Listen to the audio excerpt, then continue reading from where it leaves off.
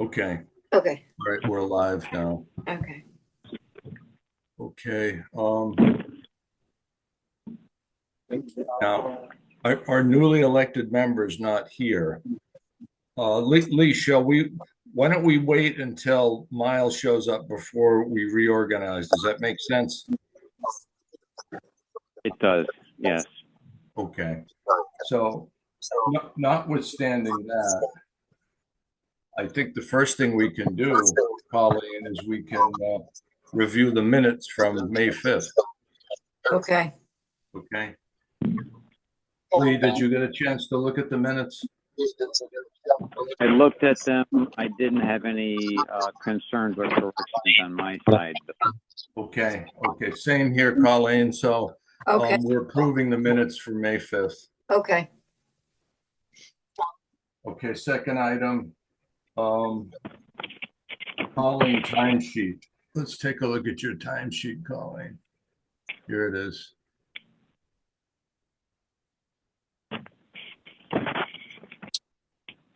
Okay, so this is a 2-week timesheet, Colleen. Yeah, it's a 2 week Okay, time so sheet, and that has the I work the hazardous waste day in South Hadley with South Hadley. So yes. okay, so the total time is 58.75 hours. Yes. Okay. Lee, are you Yep. good with that? I am, thank you, yes. Okay, so that's all set, Colleen. Thank you. Okay. Okay, bills payable. What do we have for bills payable? No bills payable, it's just the money turnover. Okay, let's take a look at the money turnover. Here it is.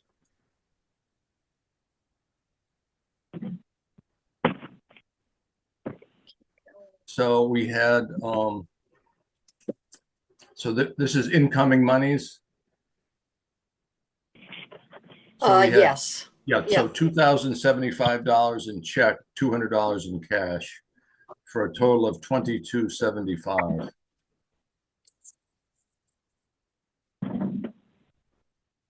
Lee, are you good with that? Yeah. Yes. Okay. Yes, thank you. Okay, Colleen, that's all set. Thank you. Okay. All right. So now we got these temporary food permits. Now these are all for Charter Day, aren't they, Colleen? Yes, plus the rock and rollin' one is Charter Days, but also the Wine House. But the others are Charter Days. Yes. Okay. Temporary and then some mobile food. Yeah. All right. So I'm looking at.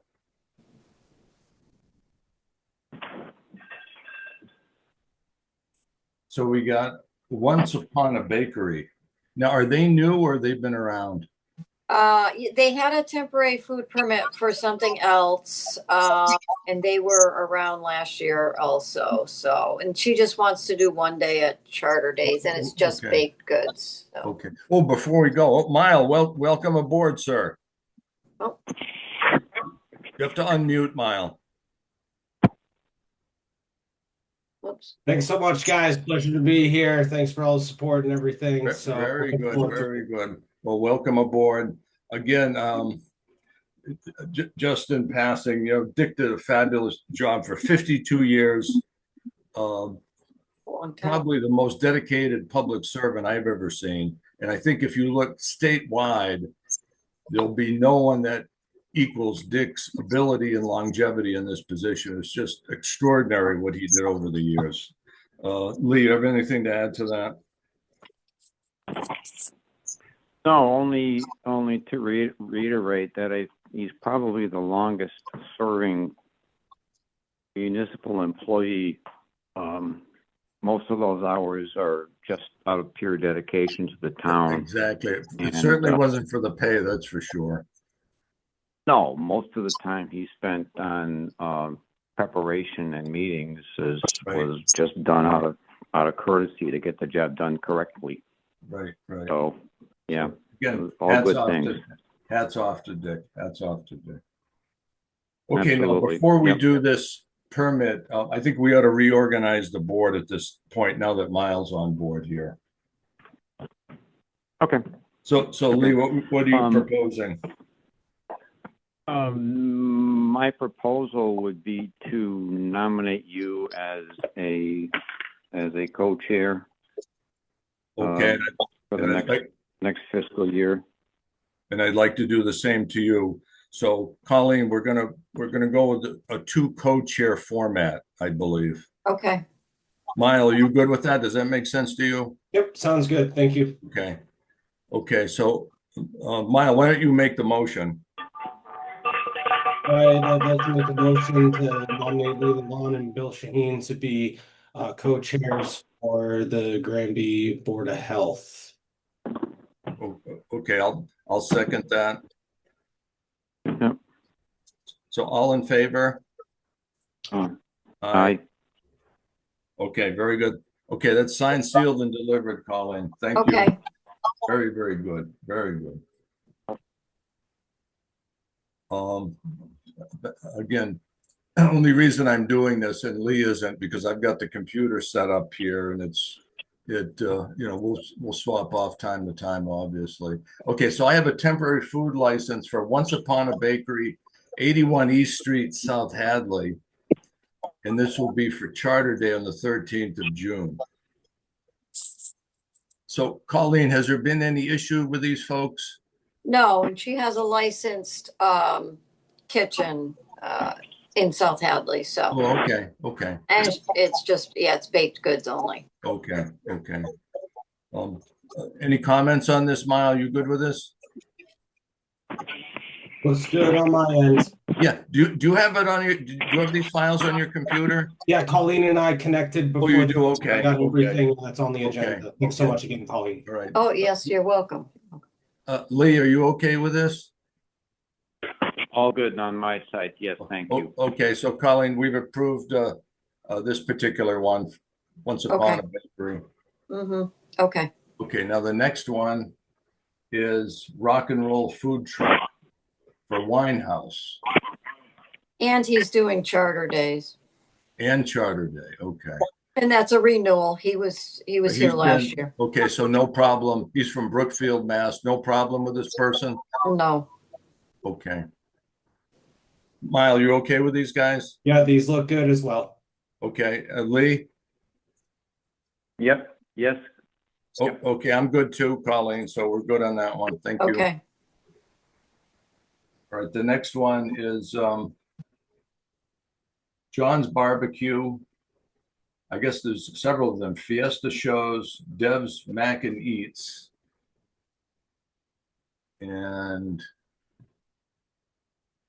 Hearts Catering okay, Hearts Catering. Yep, Hearts has Catering. They've been two. around. She's got 2 trucks and D&L Concession, D&L Concessions. Okay. which those 2 have both been here before. Those last 2, All right. Hearts and D&L. All right. So this Fiesta Shows, is that a new one? That's new. Dev's Mac and Eats is new, and I believe John's Barbecue is new also. But they had all their documents in order. All right. So let's review Fiesta Shows since they're new.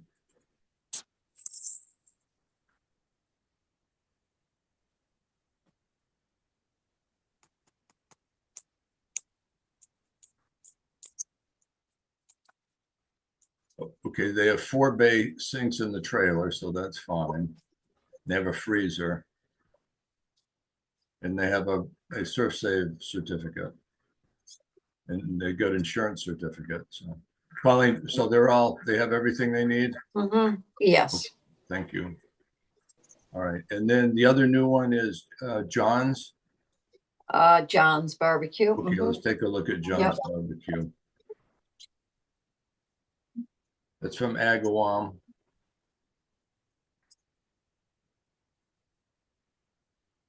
Okay, now he's doing hamburgers and hot dogs. He's got mayonnaise.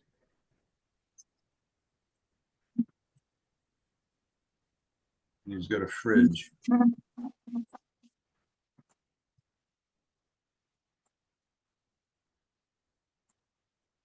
Safe serve. I don't see any liability insurance certificate for him, Colleen. Yes, you're right. He's got his, We normally require that, don't we? yeah, he's got the workers' comp, which says he's a sole proprietor and has no employees working for him. But I don't have anything else, I don't think. Yeah.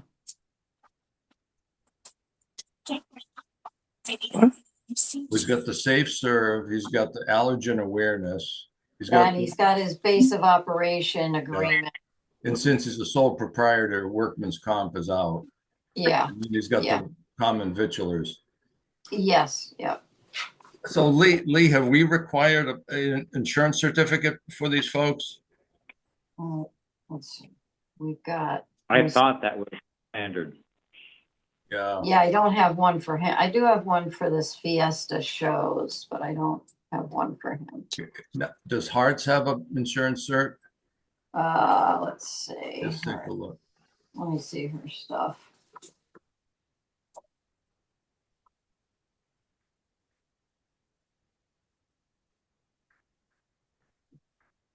Got two things.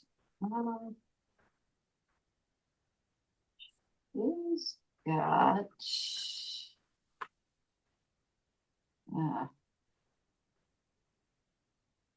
She's got the just the statement from for worker about workers comp. No, Okay, so some of these don't have liability. some of them don't. insurance. Yeah, some of them don't. So traditionally, have we allowed them to operate without liability Yeah, insurance? I don't think, yes, they don't always have, they haven't always had that, but. All right. Maya and Lee, what do you guys think about this? I mean, you can certainly request it, but I don't want to hold it up, well, that's up to you guys. If we're not. No, I don't want to hold. Yeah, Go ahead, if Lee, it's not excuse me. for everybody, if it's not something that we make everyone do, then we certainly can't selectively hammer one guy because he That's right. didn't Okay. supply that. Okay. All right. That answers the question. Mile, does that make sense to you? Yeah, it makes sense to me. I was trying to look through our documentation and see if it was a written standard where we require it. I'm not finding it. Okay. So I'll just go off. Yeah, I think not. So all of the above then, Colleen, we're going to approve pending Mile and Lee. Okay. Yeah, it's not really on that application either that they have to have it, just the workman's comp. So. Okay, I got you. No worries. Okay, so that takes care of that. Next one is, and again, we have Neil at 725. 2026 food establishment, retail food and milk for Breezy Acres for Evie Hatch. Evelyn Hatch, yep. Evie's good. Yeah, there should be no issue there. Yeah. Mile, you okay with Evelyn Hatch? You know where her store is, don't you? Yeah. It's near Cole. Yeah, it's a great place. Okay, I think we're good with that, Colleen. Thank you. okay. All right, now the next one.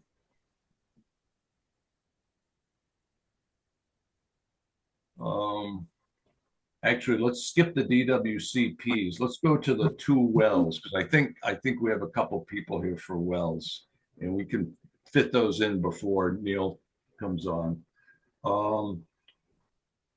Lot 2, Bachelor Street, Cushing and Sons. Oh, that goes with the Mike Petrus plan. So. Oh, that's right. Okay, so that one's out. Okay, so we gotta hold. Okay. So the next one is Lot 6, Cold Hill Road, Barry Artesian. I reviewed the paperwork. They did a very nice job putting their paperwork together. Are you guys okay with that, the Lot 6 well report? Yeah, I agree with you. It is very okay. One of them had a little bit of turbidity.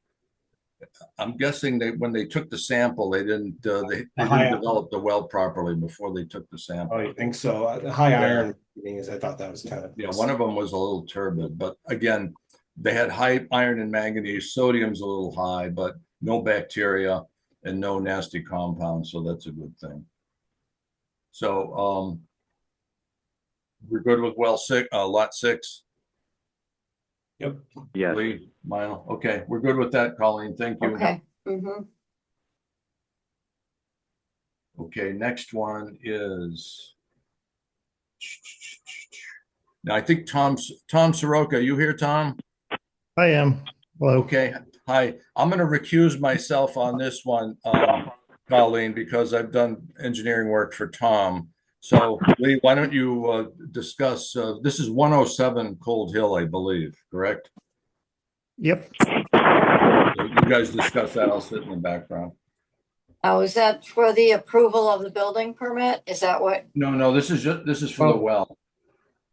Oh, it's kind of for both. The well approval is the last thing that I need for my building permit. Oh, okay. So it is for the building permit. Okay. Yeah. Okay. So is there something in the background which is problematic on this lot? I'm not familiar with this particular address. I'm not exactly sure what you mean by the question.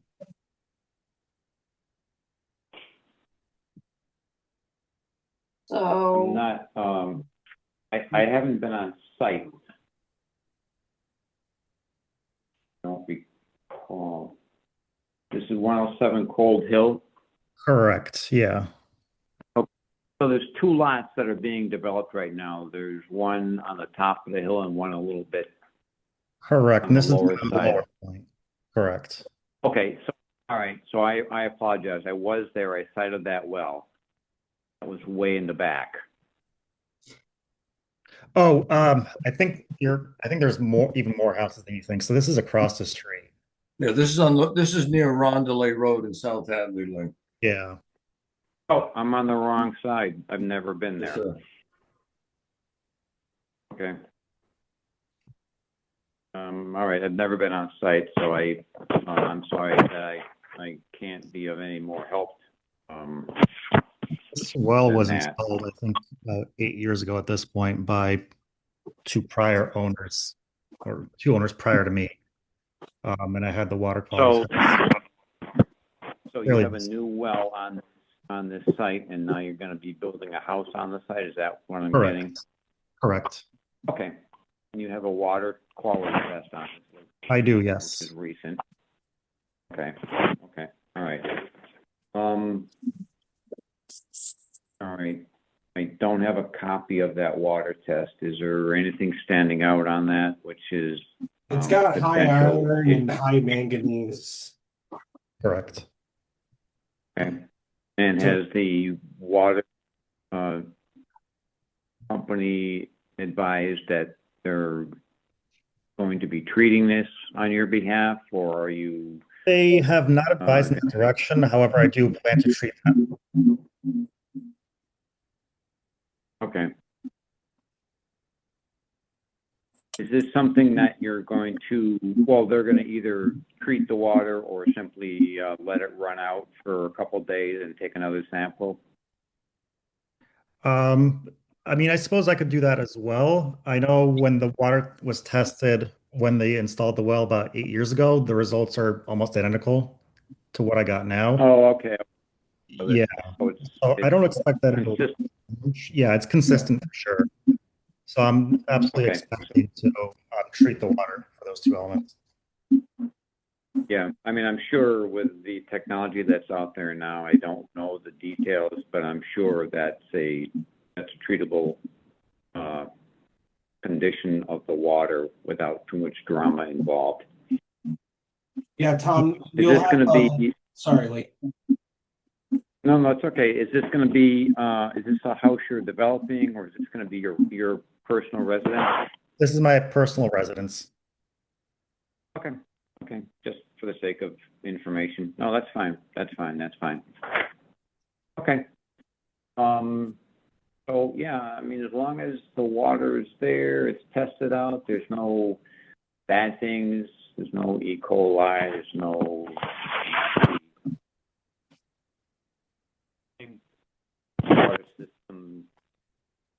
that is consistent from when they first put it in that many years ago. And we should not be in any real trouble here, Right. from my right. perspective. Okay. Okay. All good. All good. Thank you for answering my questions. Of course. Okay, so that's going to be okay to sign off on the portal for that. Is that good? Yes. Okay, with you, Yeah. Mile. Okay, Mile and Lee. Okay.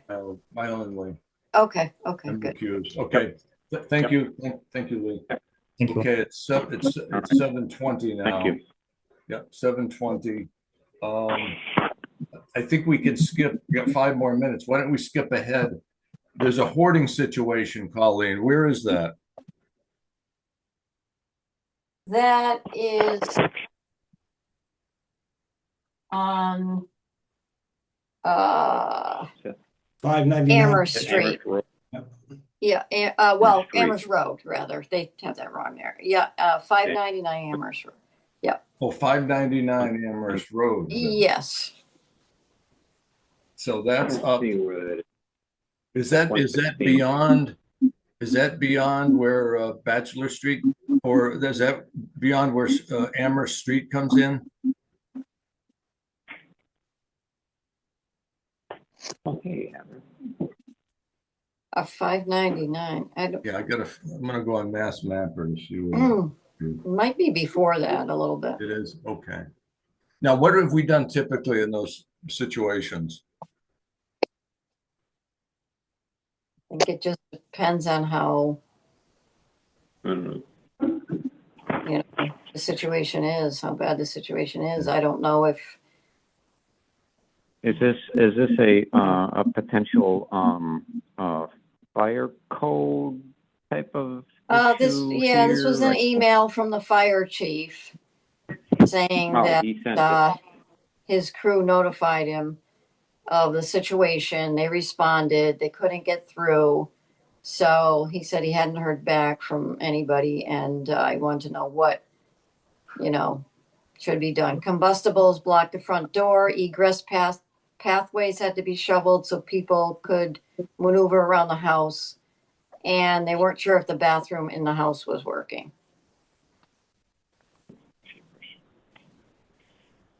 Okay. Good times. So I All right. think I talked to Tom Quinlan about that. I think Tom's going to go take a look at it. And I think if it's real bad, Colleen, do we bring the state in on this? Or we try to keep it local, wouldn't we? Yeah, I mean, I don't know whether, somebody from Northampton would go, they help with the housing. Yeah, let's tread fairly. Let's tread quietly on this. Does that make sense, Miles, to tread quietly on this situation? Certainly, I think we definitely need to gather more data before we can. Okay. Lee, does that make sense to you? Yeah, I mean, we'll have the local boards take note of the situation, do what they can. At some point in time, I'm guessing they're going to issue a cleanup order with a time frame on it, and if that fails, then we have to run to the next level. But certainly the idea here, of course, is safety of residents, but also more to the point is the safety of the police and fire if they have to respond to something. Right. Okay. Because I think it's an older lady. Okay. Well, let's monitor the situation. Like Miles says, let's gather some more data before we move forward on this. So don't contact Northampton right now. Yeah, don't. I think let's not do that right now. Hold. Yeah. Okay. Stand by. Okay, it's 7:25. We're on time here. Neil, we got a few things for you. Yep. I'm going to just talk real briefly about your septics, but then you got some DWCPs as well, correct? Some what? Some disposal works construction permits. Yes, yeah. Yeah, so let's just briefly talk about your designs. obviously, given the situation, I just started to look at your designs today. I'll promise you I'll have them all done by next meeting, okay? They'll all be done by next meeting. Again, you may have to do a couple of iterations and we'll work together on that. That'll be fine. So that's your lot 13.11 School Street. Now, where is that property? It's right by that pond. We actually just did a repair at 159 School Street. It's on the other Okay. side of the pond. Okay, okay. And then you got 294 Amherst Street. Yeah, that's And an A&R lot off of 294. Yeah, okay. And then 126 South Hopley. So is that do they want to put in, is that the guy that wants to put a toilet in his garage or something? Or is No, that's Carver Street. No, this one has been, we went back and forth. So it's a 2-bedroom house. He has a detached building. He was going to turn it into an ADU with a 1-bedroom. Oh, So he nixed that idea. And so now he's just doing basically I think he's doing three bedrooms. They end up doing, he's changed it so many times, I don't remember. 3 bedrooms and then 2 kitchens. So in case he wants to do an ADU in the future, it'll be designed for such. all right, all right. Is he the one with the retaining wall around the system? Yeah. So that was the only issue, that I had to add a retaining wall on one side and a reserve. So that was done. I mean, he's kind of anxious to get started, but Yeah, okay. Well, I'll have that I for understand. next meeting. But important thing, you gotta, I'd love those plans to be more readable, because when you transmit the PDF, for some reason they get smeared. I talked to my guy. He's gonna try Okay. a few different things and see if we can rectify that. Okay. And also on your retaining wall, make sure your civil engineer seals the retaining wall design. Yeah, he's reviewed both of those, so I'll get you that paperwork. All right. And then we got lot 1 Carver, 27 Lyman, 165 Chicopee. And I think that brings you up to date on your new designs that are coming forth. All right. There could be 6. Yeah. Yeah. Okay. So now disposal works construction permit for 23 Cedar Drive. So that was a failed inspection. 23 Cedar it's a conditional pass. It needs a new tank and a new D-box. Okay. Lee, were you there for that inspection? That's Lucier, Lee. Oh, that's Jeff Lucier's place. Okay. It's Richards. It's Richards, yeah. Lee, have you been on that site? Yeah, like, I don't know, 15 months ago or something like that. Long time. Okay. Okay. No, it hasn't been that long. Let's You don't take a think look so? at it. It could be me. It was right a before while. the last meeting. I just didn't get the paperwork in time so it's been maybe 3 weeks. No, I was not there then. Oh, there's Dick Lucier's old house. Okay. Yeah, I wasn't there. thought Bob met you I there. wasn't there. Nope. Okay. Nope. That's okay. I mean, I was up there like 15, 18 months ago for the last time. Oh, what was that for? That was with Clean Septics. They were doing some digging around to talk about a Title V and a reinstall. For Lucier? Yep. Really? Because Paul does installs. That's kind of strange. Okay. Lee, Yeah, I don't know what happened with that. Lee, do you want to hold off on this one then? I can meet Bob or on site at some point in time whenever they want to go over it if it's necessary. I mean, are we looking at a new system, Neil, on this thing? No, a new tank and D-box. That's it. New tank and D-box. Oh, okay, well, I can do that anytime you want. Okay. Is that good, Neil? I could meet you tomorrow morning if that works. Okay. Mile, are you okay with this? That's good. Okay, so we're approving this subject to Lee and Neil getting together to go over the project on site. Okay. Okay, that's good. Thank you. All right, next one, 25 Green Meadow Lane.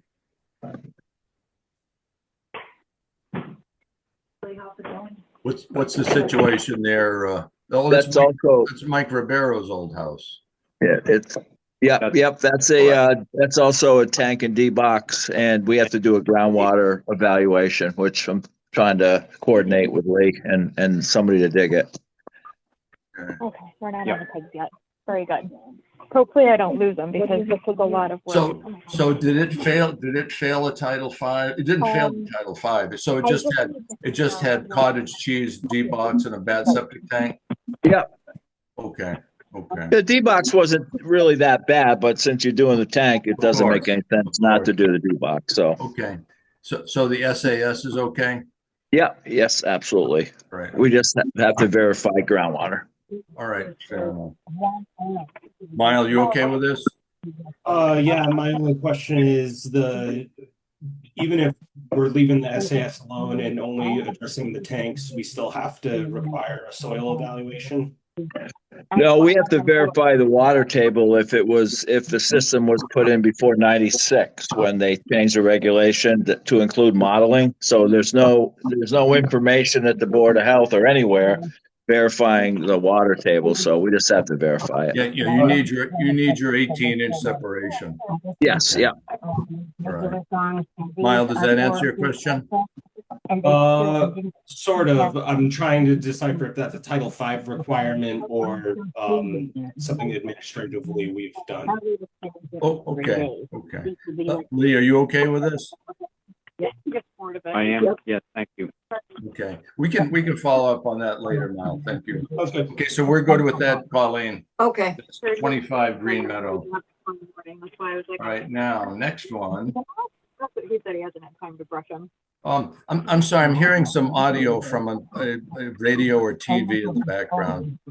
If someone could turn their audio down, it'd be fabulous. Okay. Oh, okay, that's good. Thank you. 7 Lyman Street, Neil. Yeah, same thing. We have to do a groundwater verification and needs a tank and D box. The tank is good, but it's a 1,000-gallon. Okay, so let me just look at the inspection form.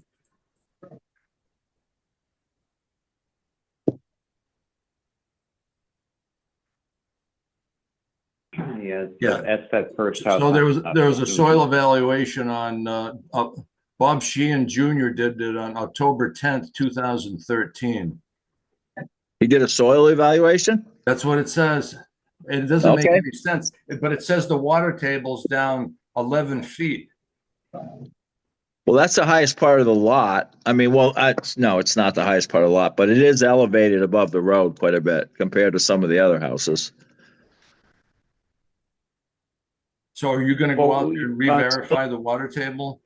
No, if you'll accept that information, then I'll certainly use that and just do the tank and D box. Well, you just Lyle, do you have access to Mass Mapper? Quickly. Not at this very moment. Okay, I want to see where 7 Lyman is. Just give me a second. Neil, you just did a water table at the Stewart property. On Yes, 202. absolutely. Yep. And that's actually a lower elevation. So That's adjacent to this property. Oh, okay. And it turned out to be okay? Yep, it was. Yep. Okay, so Lee, you're good with those numbers? Yeah, because I knew that Neil was on the Stewart property and 7 Lyman and this State Street It abuts property it, I agree. are they're adjacent to each other. Right. Okay. All right, fair enough then. Okay. Okay. So Mile, you okay with that? Yeah, just to make sure I'm getting this right, we're not going to require confirmation of the water table because of the adjacent property in this instance. Yeah, I think there's enough technical evidence to substantiate not doing a water table evaluation separately on this. That's right. Yep, totally agree with that. Okay. Okay. Thank you. Okay, Colleen, we're good with that one. Colleen. Okay. Mhm. So 7 Lyman is done. Let's take a look at our time. It's now 35 after. Actually, this is working out perfectly. So Neil, I guess we're done with you for now, sir. Okay. All right. Okay, Well, I and appreciate again, it. I'll review the septic designs. I'll work with you on getting those tweaked up, okay? Okay. Thank you. And I appreciate all your time. Thank you. You're welcome. All right, Neil. All right. Thanks. Take care, Miles. Thanks, Lee. Thank you, sir. Thank you, Neil. Bye-bye. Thank you. Okay, we have Kiko Mallon of Emergency Planning Coalition discussion at 7:35. Kiko? Hi, everyone. Nice to Hello, meet you this hi. evening. Can you hear me okay? Yes, nice to meet you. Yes, Yeah, loud and nice to- clear. Nice to see your face. We had a phone conversation. Now I have a face to Yes. go with a voice. Thank So, you. yeah, thanks for allowing me to be here tonight. I'm the public health director in Amherst, and for the last 6 months, I volunteered to be helping to co-chair the Hampshire Public Health Preparedness Coalition, which is it's a public health emergency preparedness planning group that's been in existence for 20 years or so. I've only been in my role for about 3 years. But the group, it's a regional group. I don't know how familiar everybody on the board is with public health emergency planning and the regions that have been carved out in Western Mass. May or may not know about this. There's money that's allocated to our portion of the state to do emergency planning exercises. Does that sound Personally, familiar at all? I'm not terribly up to speed on it. So if you want to brief us on the protocol, that'd be fabulous. I can try. I mean, I want to be mindful of time because I think I only have a few minutes, but I'll just try to give you the high level summary, which is that at the federal level, there's money set aside for emergency planning. And that then comes to the state, the Office of Preparedness and Emergency Planning, I think, or OPM, it's called, as part of State Department of Public Health. And I'm new to all this. I've just been learning it in the last 6 months or so. But there is a chunk of money that's set aside for each of the regions in Western Mass. There are 4 of them. And the part that I'm involved with is the Hampshire County region. So about $125,000 a year is set aside to do specifically public health emergency planning work in our region. And this coalition of people, of representatives from the communities in Hampshire County has been meeting for some time. And Granby is one of the counties in the region that is part of this effort. And I think for some time, there hasn't been great representation from many of the communities on the coalition.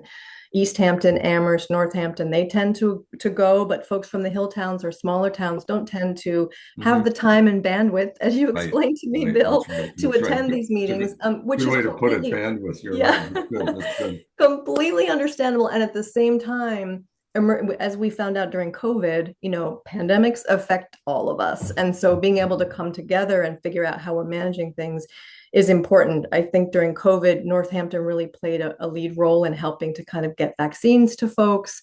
And this is just a way to continue to build an infrastructure and a fabric for emergency preparedness. So we've had some exercises this last 2 months. We got people together to talk about what would it look like if there were an ice storm in the region and how could we work across towns to kind of prepare and manage that.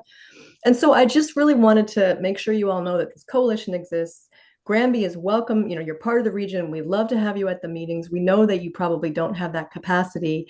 And how can I, as the co-chair now, keep you looped in, answer any questions, help this to be available to you as a Board of Health. Okay. Are your meetings online or in person? They're online, and good. they're online. They're the second Tuesday of the month from 11:30 to 1 o'clock. Okay. Well, maybe we can find a willing board member. I'm looking at Mile to participate in this. Oh, that's wonderful. The new guy, right? Yeah, well, he's got to get his feet wet somehow. That's great. Yeah. No, that's fabulous. Now, as a benchmark, I'm gathering as a case study, you're using the infamous Halloween snowstorm back in 2011. So have you come up with a game plan how to better execute things than we did at that juncture? Well, I think that scenario was chosen not specifically in relation to that storm, but of course we couldn't all help but think about it. And the exercise was only about 2 hours long. It brought together people from 18 communities. There were public health folks, Board of Health folks, and also emergency management people, police and fire in the room. So it was a very preliminary discussion that sort of raised more questions about what are the gaps versus having answers about how we do this better. But what's coming out of this is an after action report that will be a summary of what was sort of what arose as gaps. And then we go from there to do more planning in this next fiscal year as the coalition continues to meet. Okay, well, I hope we have the energy to participate. I'd love to have someone help participate in that group and work with you folks. That's fabulous. Lee, you have any comments for Kiko? No, Kiko, let's connect via email, and then I can touch base with you, and we can. Well, that'd be wonderful, Miles. Thank you. Lee? Yeah, that Yeah. would be great. And I'm happy to kind of give you more background. We can have a conversation about more stuff, and then you can see what you're able to do. Some people can't join for the whole meeting. You know, some people have full-time jobs and they can't take a lunch break, or, you know, there are lots of reasons why people can't come. Sometimes people dip in and out, but as much participation as you're able to manage is welcome. So I'm happy to connect with you. That would be great. All right, we'll try and get Granby on the map there for you. Awesome. Wonderful. Thank you. Thank you for Thank the you. information. Thanks so much for your time. Really appreciate it. Colleen, are you going to coordinate with Kiko as well on this project? Sure, sure. Mhm. Yeah, so you and Kiko and Miles can work together. Yep, And yep. again, I think it's a worthwhile endeavor because again, everybody Absolutely. frets about losing power. That's the worst thing, particularly for an older person. You don't want to have a power outage and not have anywhere to go. At least if you come up with a game plan where you can, if it's 20 below zero and you have a nice warm place to hang out during the ice storm, that's comforting to a lot of people. Yeah, that's exactly right. Those were exactly the things that we talked about is what could be put in place ahead of time so we know when there's an ice storm, here's what happens. Here are the warm places that seniors can go, or folks that don't have a generator, what are the options for them if there's an extended power outage? So Right. you got it. That's exactly what we're talking about. That's wonderful. Okay, well, Kiko, I'll be in contact with you, Mile and Colleen in particular, and thanks for coming in tonight. Great. Thanks so much for inviting me. Okay, Have you're a good rest welcome. of your Thank you. evening. Thank you. Okay, Thank you very much. It's 7:42, folks. Lee, shall we take Red Fire a couple of minutes early? Yeah, if they're in, absolutely. Yeah, Sure. Architect Rayman is here, and Sarah, good to see you as well. So Hi, what do you how have are for us you? tonight? Hello. Okay, so I think Dick put us on the agenda, and I'm not sure exactly how he phrased what we were going to talk about. So because it could be a number of different things, but let us know if you need any general Yeah. orientation. Here was my understanding of what Mhm. was going to transpire, and I think things may have changed. Mhm. My understanding is Dick went out with you folks last week, Mhm. and I think there was an issue getting a 3,000-gallon septic tank in short order. Yes. So I think Dick said, well, why don't we put two 1,500s in series? It's the Mhm. same situation. And I think there was an issue with the building department having to put a couple of commodes in the market space. Yeah, And I understand that you've abandoned that plan for now. Well, let's see. It's going to be a couple extra steps thrown in. So we're trying. I think we're hoping by midsummer that we can get in a service sink and one restroom. That would let us move forward. But we're hoping, and that would be, we're hoping hooked up to this, total of 3,000 gallons of tank, Right. which we're allowed to use on a shortish term basis to Right. put the Right. effluent. I think actually it'd probably be a 2,000 and 1,000 because we're required to have 5 tanks for this project, and there is a 2,000, 1,000 that would be purchased in any event. So if we can Okay. use those, that would work Okay. for us. Okay. So aside from that, however, a strawberry season is looming upon us, and we're hoping that there's some way to open in some capacity to meet that using a a accessible porta-john and a hand wash system. So I guess that's probably slightly separate from what Dick was putting on the agenda, but we'd like to see what Okay, you good, have to because say about it. your original use group, you were mercantile market. Is that what your use group and occupancy was originally? It is originally. So what happened was that we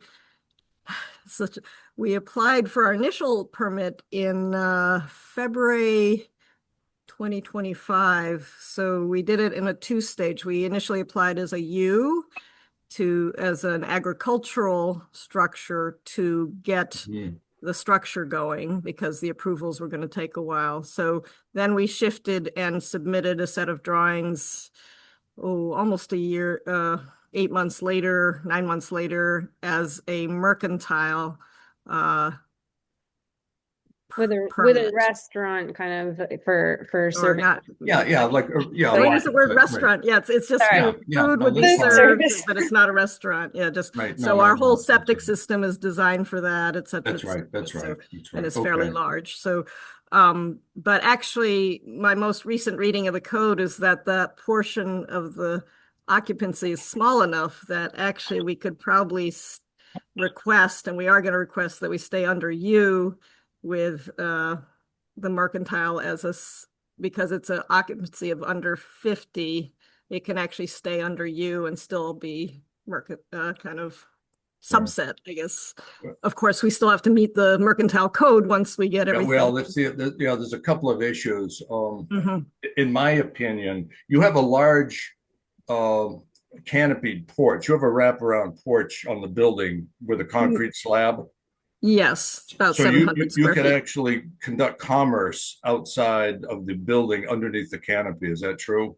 It would be possible, probably not. Sarah, maybe you can speak to this. Probably not ideal, but yes, possible. Okay, okay. Lee and Mile, open up to you guys. What do you guys think about this?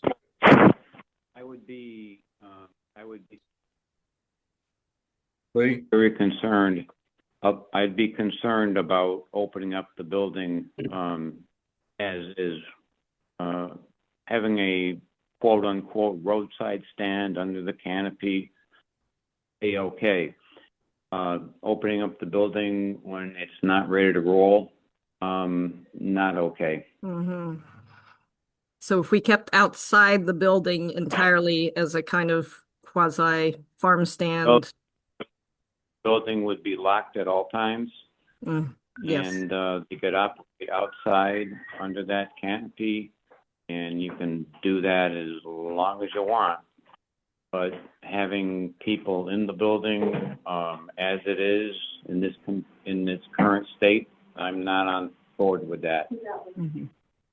Okay, I appreciate those comments. Lee, Mile, what's your take on this? Yeah, I'm still in the data gathering phase to have an informed opinion about this, but just preliminarily, definitely want to get everything aligned with the septic system and to be able to get things going on the inside. But it sounds like a really awesome project. And yeah, no, it's a beautiful building. It's a beautiful building. So Ray and Sarah, I think what we're saying then is you'll be allowed to conduct commerce in the outside porch area under the canopy where your slab is, but in no circumstances will either employees or patrons be allowed to enter the building during business hours. Are you okay with that? I know it's not ideal, but I think that's one way at least you can start your strawberry operation. I think what we're thinking is that it won't make sense to try to do, like, we would need to move all of the buildings and stuff from our other location to that spot to be able to do that store outside, and while simultaneously also still trying to do the septic work that's sort of in the same area where the porch is. Like, we could have customers enter from the side door if we were not trying to do sales outside to be able to use the internal part of the store building.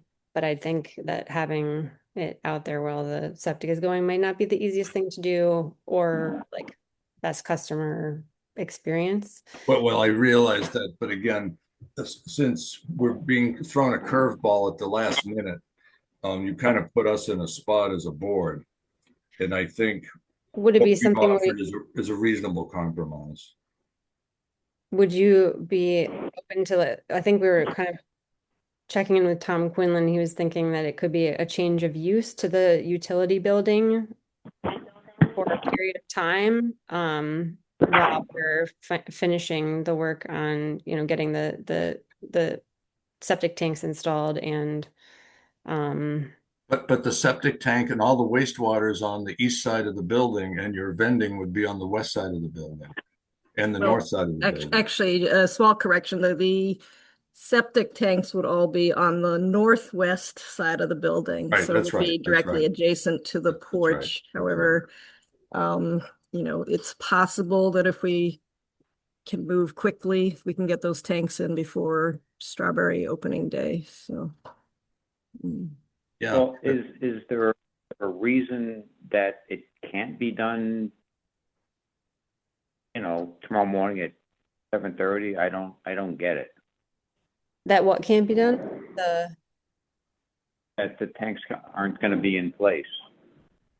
Well, one of the issues that we've had is that both of the septic companies that we had quoting were getting stuck on the 3,000 gallon tank part of the plan because they don't have those in stock and they'd have to have them cast and then cured. And that I couldn't even finish getting a quote from Fugler's because they haven't been able to get the information from the people who make the tanks. did you call Underground Supply up in Whately? I think they are. Did you call them? Are they a septic Yeah, installer? they have a state of the art Yeah, cast in place operation, computer control. It's a wonderful operation, Yeah. and they're Well, local, right up in Whately. right.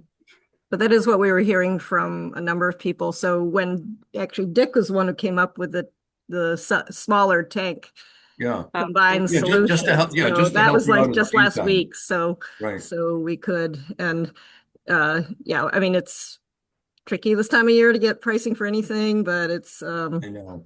yeah, and yeah, so there are various So complexities. I'm guessing what you could do is you could operate under the canopy for a period of time. Once you get your tanks in or some of the components in sufficient to act as a holding tank, and you get the toilets in per the building department, then you could start conducting commerce inside of the building. Yeah. Okay. 50 or 100? Lee? Yeah, I mean, I'm not trying to be unreasonable.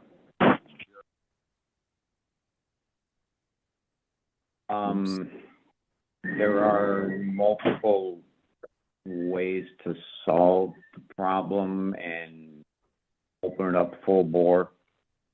My concern is that if we don't get at it, it's going to be an endless summer of chasing each other to complete this task.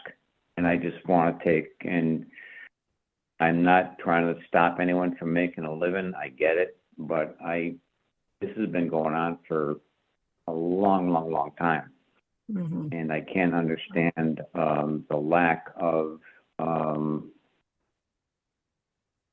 and I don't want to sound like a jerk, but I don't understand the lack of commitment to get this project moving quicker, since we've been talking about this thing for, I can't remember when. It's been a spell for sure.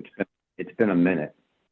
Well, I mean, Well, I guess one aspect is just sort of getting the financing together. And basically, the septic system is almost double what even a bank thinks is a sufficient septic system for a business like this. So it's been a long negotiation to sort of reconcile what everyone else think the world is and what septic installers are now pricing things out. So yeah, there are various sort of financial considerations that had to be gotten into place. Like you Those say, the construction market has gone way out of sight in the last year. Yeah. Yeah, and, that's you what know, happened, From a seriously. financing point of view, it's really challenging. So they've done all the work No, to I- kind of get that into place, but it is way later than all of us would like. So, so we really appreciate you having come up Yeah, with some interim solutions like For the holding sure. tank. Yeah. Okay, so I Yeah, think what the board's saying then, Colleen, is that we'll allow them to operate under canopy with no commerce or individuals no occupancy in the building during business hours. All commerce will be outside. However, at which point they bring in a tank per Dick's discussion last week and the toilets per the building department, then they could start conducting commerce inside of the building. Again, at that point, they'd have to pump the holding tank out or holding tanks out until the leach field is finished. So is there any timeline, Sarah, as to when you believe the septic tanks and leach field will be totally completed? Once we have the finalized quotes, that will help us inform the financing for the septic. So that's what we're waiting on at the moment. Okay. All right. Yeah. Thank you.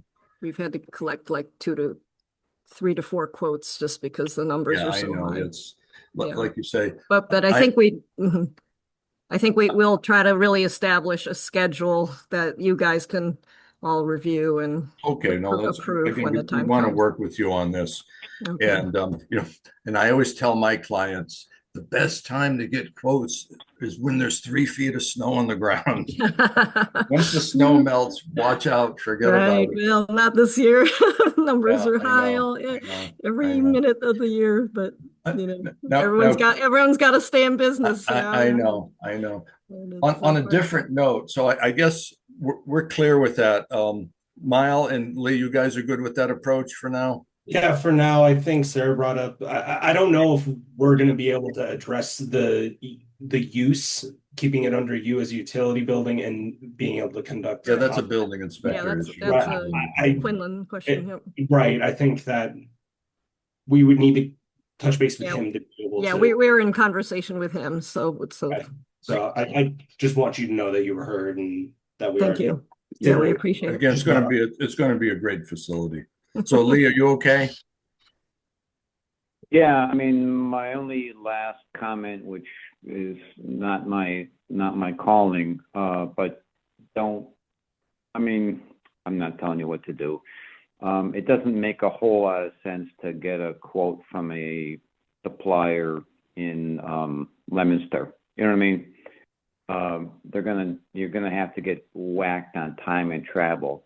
So, and I have nothing to do with Underground Supply, but I know that they custom anything you want. They're close. They're very professional. There may be others I'm not even aware of in the area. But again, some people in the past have gone to different sites in Vermont. You have Arrow down in Connecticut. You used to have Chase. They're not in business anymore. Mm-hmm. A lot of these people come and go. Yeah. Well, I mean, I think now that we're going with a more standard size, I think our choices really open up. So we're not as worried about that part of it in terms of trying to. Yeah, and of course, diesel fuel is 5 and some change a gallon. That's all got to be figured in too. But I'm very confident that what you're after is readily available relatively soon. As soon as you want to go, they're going to be ready for you. Okay. All right. I appreciate your time. Thank you. Thank you so much. Sarah, if you could just hang with us for a minute. Sure. I want to just segue over to this. We had a complaint on Taylor Street. Colleen, the banana, why don't you, can you read the complaint letter, Colleen, please, on the banana composting? While Sarah's here, we may as well resolve this while we're here. Yes, got a complaint that went to Animal Control, the Board of Health, and the building inspector as a concerned resident regarding the commercial composting operation by Banana Compost on the Red Fire Farm across from 286 Taylor Street. So their family is now, just to make it a little shorter, this is really long, have never experienced any issues with rodents or other nuisance wildlife in our neighborhood. However, within the past year, since the compost operation began, now they have a significant increase: rats, turkey vultures, crows, scavenging animals, and unpleasant odors in the area. So they're very concerned about the rat activity. They've seen rats crossing the road onto their property, have noticed dead rats in the street. And they're concerned about potential contamination of local well water. This appears to be a commercial composting operation being conducted on private farm property, and says that this banana compost website says they accept food waste from locations throughout Western Mass. And it could be a potential zoning violation. That would be, for Tom Quinlan. But several neighbors, I guess, have, talked about their concerns. So that's, basically what they were talking. Okay. Now, I went back in my logs in February of 2025, which we had a very mild winter. I went out there, I think 3 times, to 288 Taylor. Mm-hmm. And in fact, one day I was out there. Sarah, is the person doing the banana composting the same person that was doing the general composting during the spring of 2025, or is this a different person? I am not the most familiar with the timing of when those things were happening, because I've not been the point person for working with that, but I can find out more information for sure and get back. Okay, because when I went out in February, we had a discussion amongst myself, 288 Taylor, and the compost person, and everything was amenable. There was an issue with coverage of the piles and some birds and so on and so forth. At that time, we left the meeting the third time that everyone would kind of work together to keep things in order. And apparently that has kind of gone by the wayside. Now, do we have anyone here on this particular complaint? Mr. Petrus, are you here for this or no? Is this No, I'm for the He's I'm not. for the East State Street. Oh, issue. okay, Joe. Okay, Thank you. So, Sarah, here's what my thought is. And Mile, you're getting your feet wet tonight. Mile, can you and Sarah do a site visit? You do the site visit on the behalf of the Board of Health. Take some notes. You want to take some photos and see if we can come up with a game plan to try to eradicate this nuisance. First of all, see if it exists. And if it does exist, see if we can remediate it somehow. Lee, does that make sense to have Mile go out there and do that? Yeah, that'd be great. I mean, I drove by mistake a couple of days ago, and it was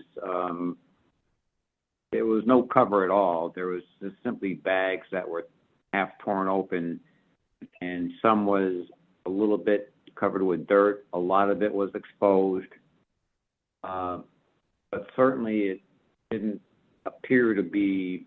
And again, I'm not a farmer. It didn't appear to be under a managed operational plan of any type. It looked very, very. It looked like a ninth grader did this. There's a couple different types It of was- things happening, I think, so we could check into what is it that they're doing. Yeah. So Mr. Mile, you Mr. Chair? communicate- Mr. Chair, Yes, sir. this is Jim Tromke at 290 Taylor. Yes, Mr. Tromke, how are you, sir? I'm very well, thank you. We're talking about 2 different locations. There's composting for reef composting on one end of Taylor Street, which we're talking probably several hundred feet down the street, as opposed to the other composting that's going on across from the complaint on 288. I'm at 290. Mm-hmm. Mhm. The 288, they're bringing in composting from off-site. It's not Red Fire Farm composting. It's composting, household composting that's being collected from who knows where. My understanding And- last spring, the fellow that ran the composting operation last February actually produced he had a state license for composting, and he said he was getting his compost material from one of the regional school districts. I think it was Belchertown Elementary and High School. And he was talking about the nitrogen carbon ratio and a lot of technical issues.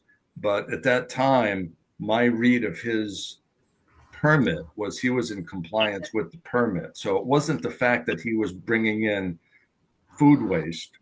It was the fact that he was creating a nuisance for some of the neighbors. And that's why we met with 288 Taylor. Yeah. So Jim, it sounds like you have two issues. One is what they're bringing in, and secondly, the alleged nuisance. Is that correct?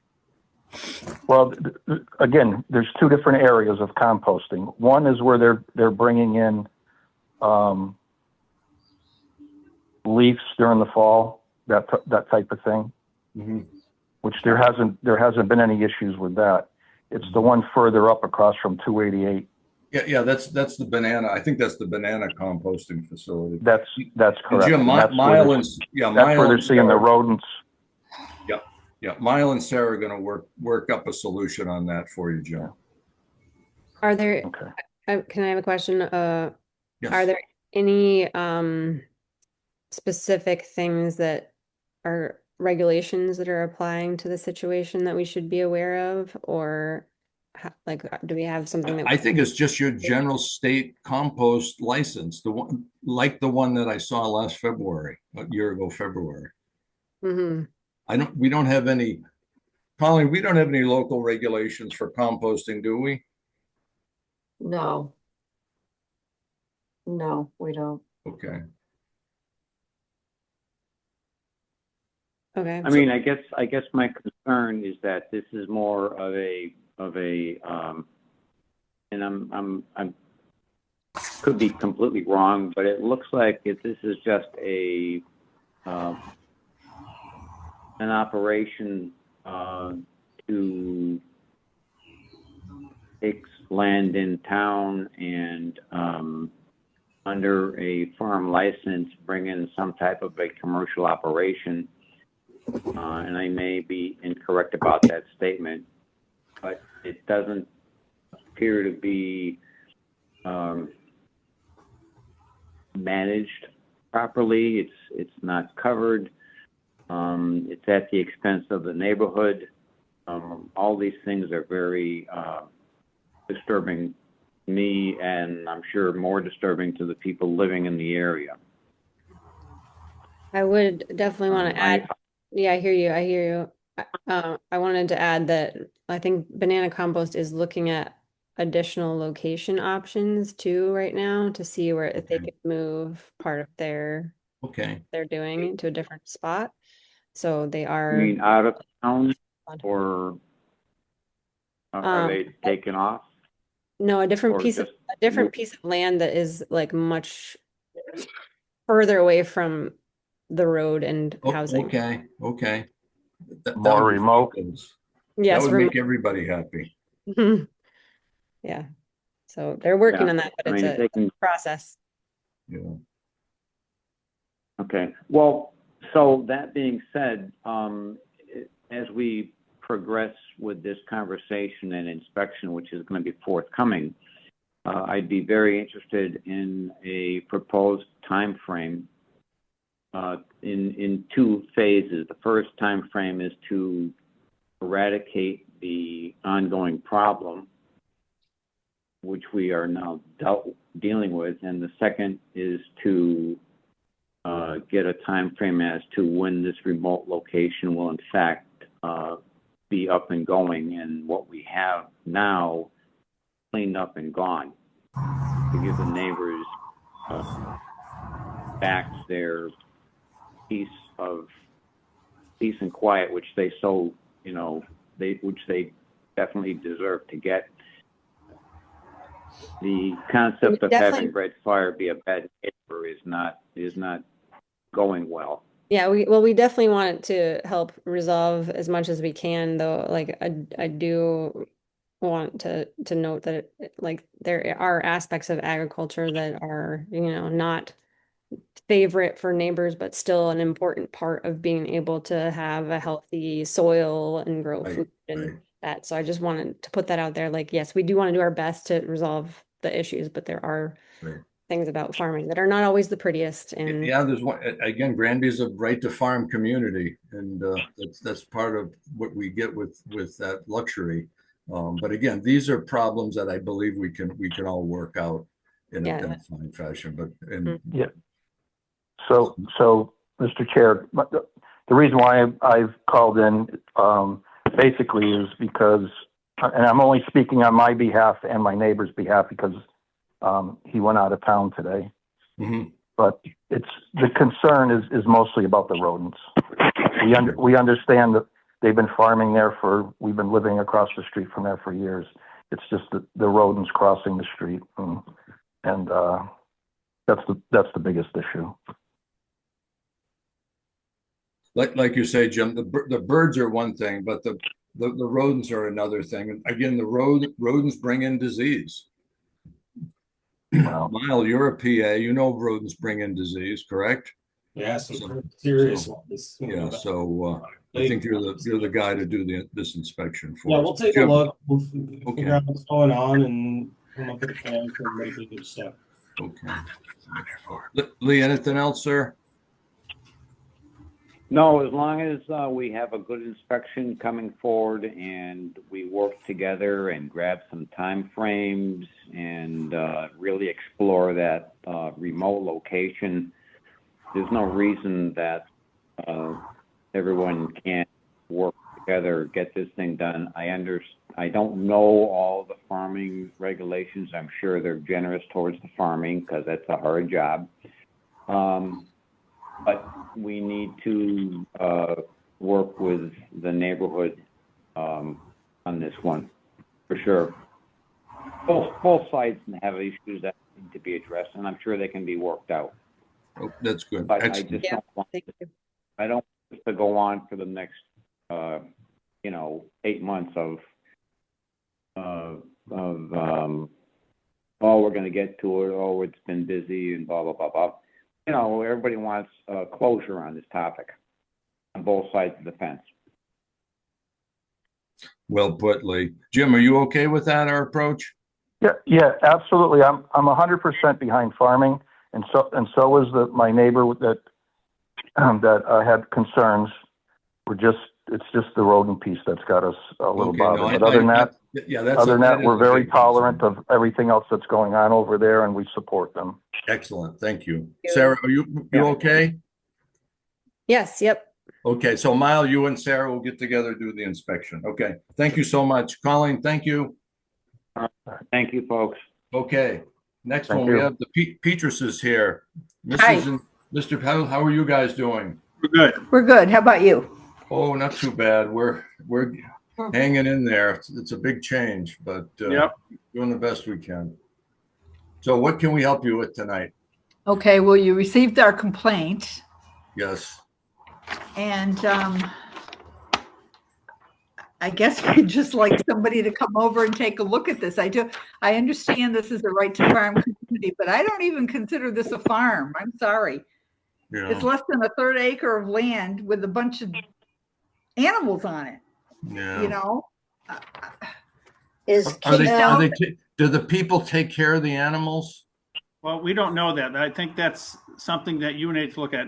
It's not our judgment call to make, because I think you need to inspect it. It was inspected. It was inspected by Kim, so the animal inspector. And she was on, I thought, earlier. Kim, are you still on? I don't see her. When did she inspected it recently, Colleen? Yes, after your complaint. Okay. she went over, she sent this right after your complaint, I think. Yeah, 2 days after. So she went over and she, took a look around. And okay, the people that you were talking about, okay, so they kind of stated they were feeling kind of harassed and whatnot. But all of the animals had food, water, and shelter. They have, she went through that they have a small chicken coop with 4 silky chickens. They have another small house and pen with 8 ducks. They have a shed with 16 adult chickens, 4 babies, and 2 baby turkeys. They have 2 pigs that were purchased in December. And they live with, let's see, another small goat in a medium-sized shed. So yes, they have quite a few animals, it looks like. And that she talked about what they feed the pigs and whatnot. So basically, though, she said they all, and this is what she looks for, and this is what she's supposed to look for, is that the animals are taken care of and they have housing and they have food and whatnot. So that's what she looked at. And basically, she said she did not have any concerns at this time with how these animals were being taken care of. That's what Kim responded. Well, I guess I'm not really concerned about how the animals are being taken care of either. She's obviously an animal lover, and whether she's raising these pigs for food, I have no idea. Or if they're all just pets, I have no idea. But I can't open my windows in the summertime. Yeah. I'm concerned about the flies. I'm concerned about the smell. Yeah. And we. I mean, their chicken coop is 50 feet from my living room window. Oh, that's pretty close. The goat pen is closer than that. I mean, I understand the right to farm, but what about the 99% of us in this community who don't own livestock? What protects us? No, I hear you. Michelle. That's the biggest issue. When we first complained a couple of years ago, chickens are fine. A lot of people have chickens, but now it's expanded to the point that, again, I think the issue is the size of the lot. You take a look, it's a 0.36 acre lot. Take the frontage away, take the house, take the garage, look at the backyard. You're talking, I don't even know what to guess. 1/8 of an acre, 1/9 of an acre. All these animals are on it. And I know I trust Kim, but I would love if any of you came by to take a look and see what. I'll come by, Jim. I'll love that. Come by. Colleen, could you schedule me to go over to the Petruses at some point this coming week? Yep. Okay, I'll do that, folks. Okay. We appreciate that, and we thank you for thank you. sending Kim over there to start with. Okay, we'll get this thing started. Thank you. Nice to see you. Yep. Thanks a lot. Okay, you're welcome. Thanks. Okay. Thank you. Okay. All right. So that one. So Lee, I guess what we have left we have some Title V inspections. And Colleen, we have approval for a building permit application, or is that not? We did that. There was a COC for 159 School Street on that list. That was the last thing on the list to be signed. Oh, okay. Oh, I see it. Neil's 159 Take a School look at it.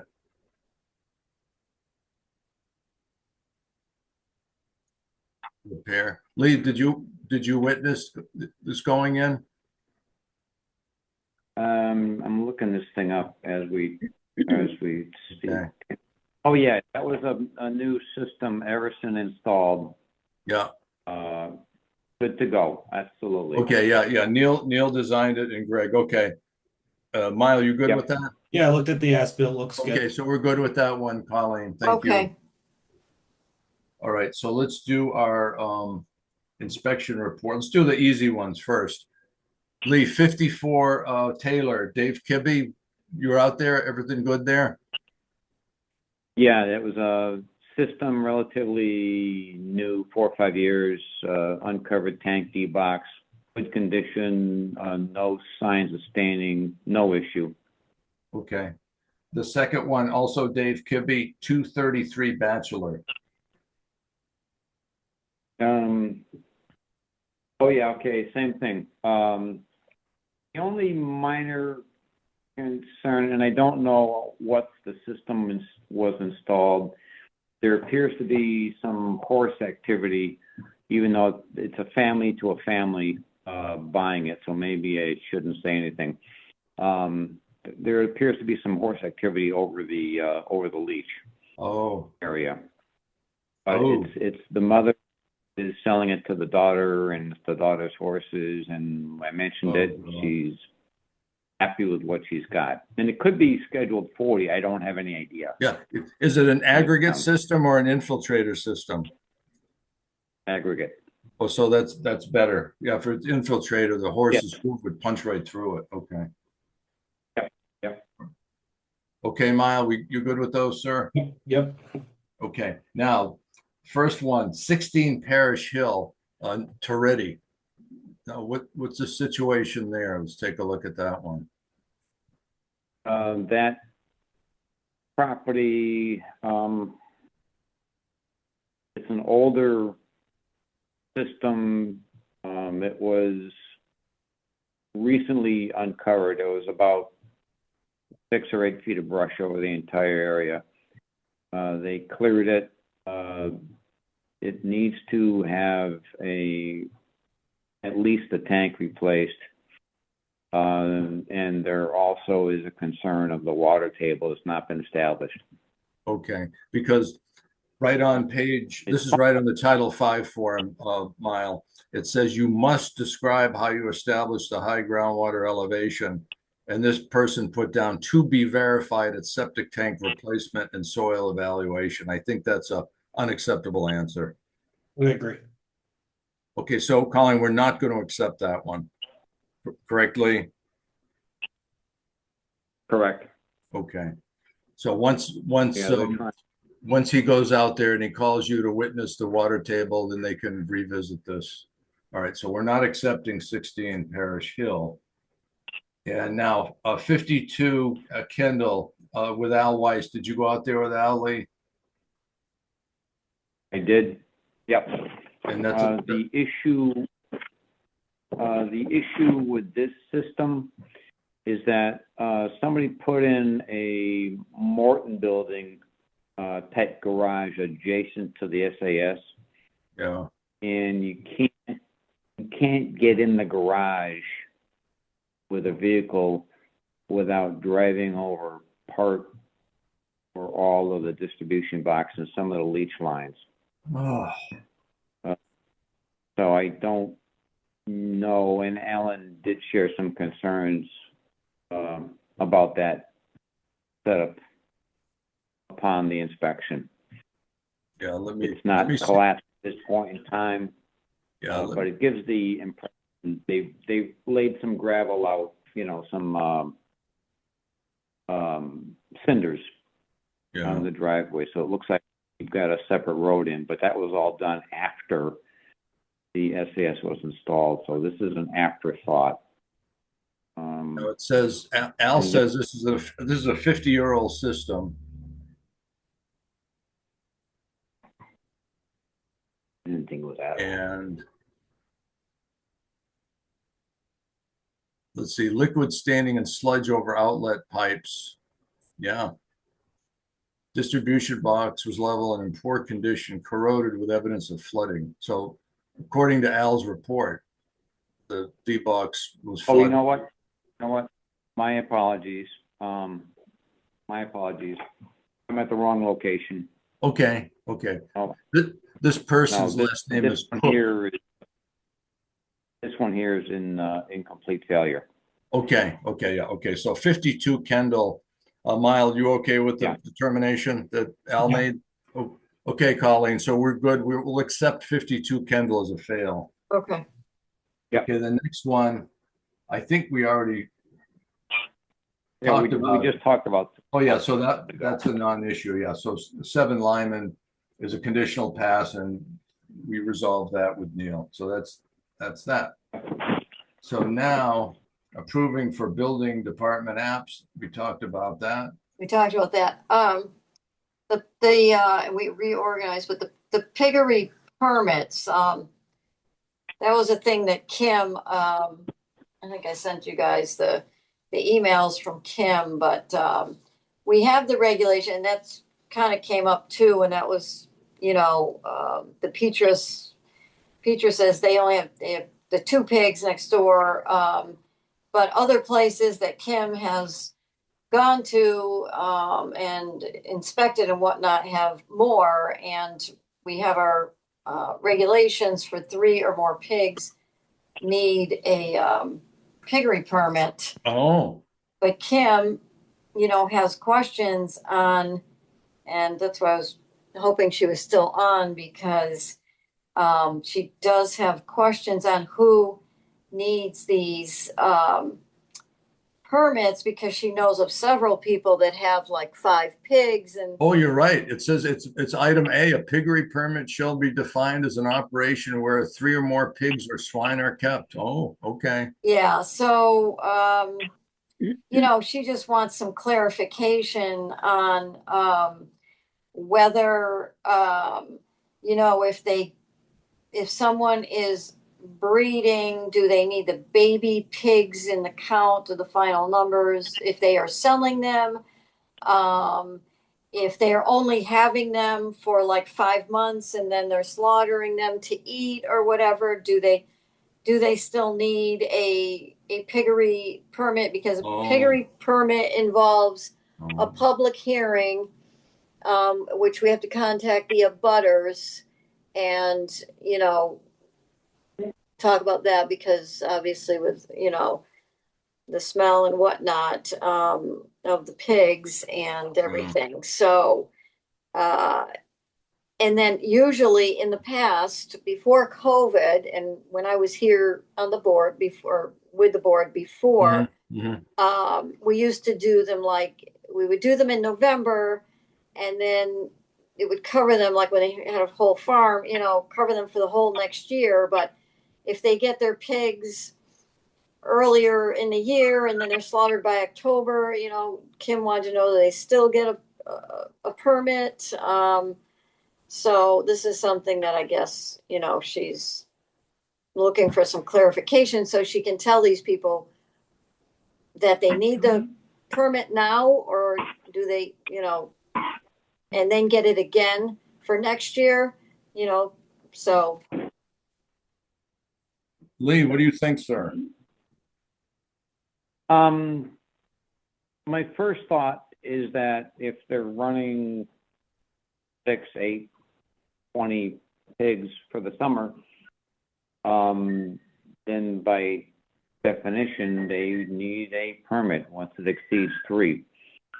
And just because the barn is empty for the winter, I don't think the definition goes by the length of time rather than the number of animals. That's my thought.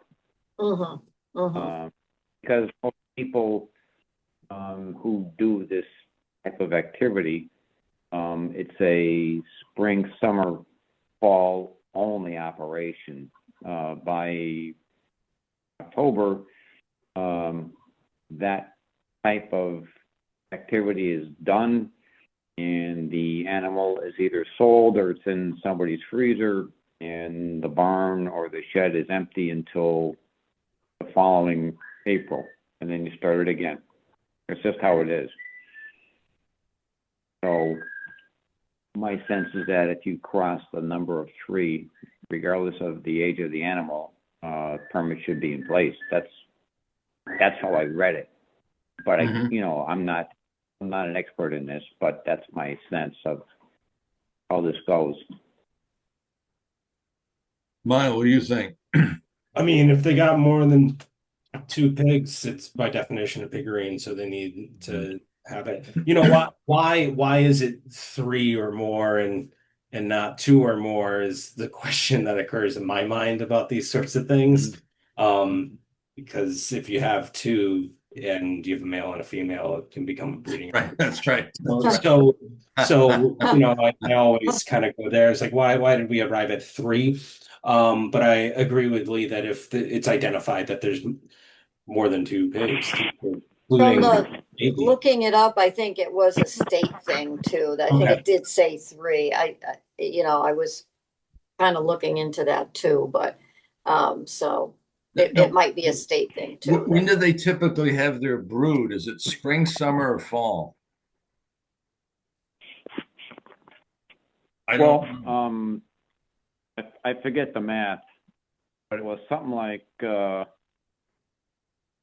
it's like 4 and 4 and 4 months, 4 days and 4 hours. There was some. So the ridiculous gestation period is like 4 months? Yeah, something like that. Okay.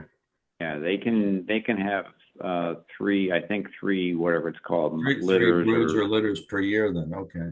Yeah, per sow. Yeah, okay. But the thing that I don't know if the state defines is the square footage each animal needs. Right. And that specifically would address, or partly address, the concern on East State Street. They don't have They any. don't. Yeah, they do. Okay. They do not. Well, technically, they only have two pigs, so it's not a piggery. So right, they don't have a piggery. Only two pigs. Right, like it's So I think that if it's identified that you have three pigs, baby pigs counting in the cow. Unless they're free range pigs would require like a half an acre or something.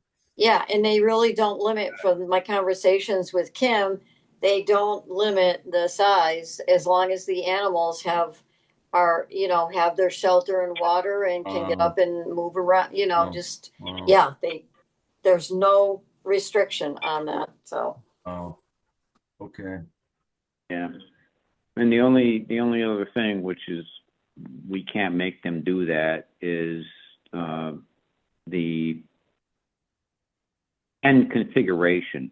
In other words, if you are staking out part of your backyard, you're going to get mud, and when it rains, it just adds to the mud. The waste adds to the mud, and I understand the concept of the neighborhood with this environment. I don't. If you have a concrete pad, then you eliminate all of that because the cleanup is so easy to do. Mm-hmm. But there's no regulations, I don't think, in place to force that. Mm-hmm. So it's the way the animals are raised pretty much everywhere. Yeah. I mean, something else to consider too is, do we give piggery permits to people that aren't farms? Good question. And then I don't know the definition. If you're a farm, you have a minimum acreage requirement. So that's the only thing that comes to mind. Yeah, but I'm guessing if you're a farm and you have pigs, you still have to have a piggery permit. Oh, 100, yes. There's beyond a reasonable doubt that is true. But I'm just saying not everyone can just have a piggery because they have a few pigs. That's right. That's right. Yeah. Yeah. So I think the way it is, the state says 3, and the definition doesn't say whether it's quarter acre per animal or whatever. So that's fast forward. That's what brings us to the spot we're in right now. Yeah. Oh, Colleen, I think Kim's here. Can you hear me? Yes, Kim. Hi. Hi, I'm sorry. I've been driving and losing service, so I've been on and off the meeting.